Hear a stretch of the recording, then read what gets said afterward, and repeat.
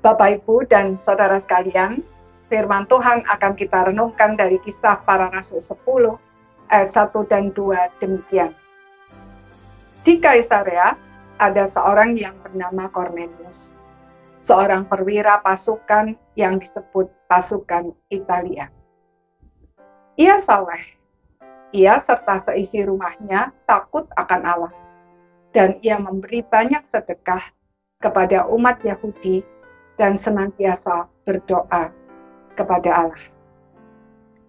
Saudara-saudara sekalian, sifat rasis adalah salah satu penghambat terbesar dari pekerjaan Tuhan.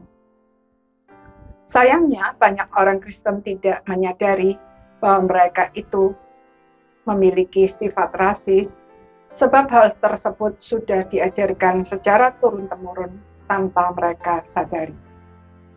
Itulah yang terjadi dengan orang-orang Yahudi. Mereka berpendapat bahwa mereka adalah satu-satunya umat pilihan Allah yang memiliki hak istimewa di dalam kerajaan Allah.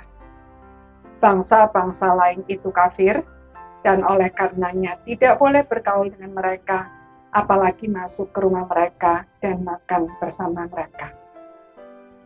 Pendapat tersebut melekat sedemikian kuat, sehingga setelah menerima Kristus pun, mereka hanya memberitakan Injil kepada sesama orang Yahudi.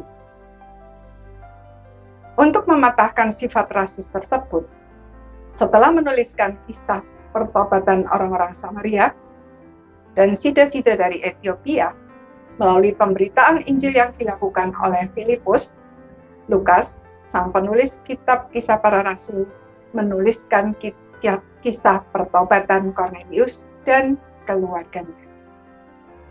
Cornelius adalah seorang perwira pasukan yang disebut pasukan Italia. Berarti dia bukan orang Yahudi.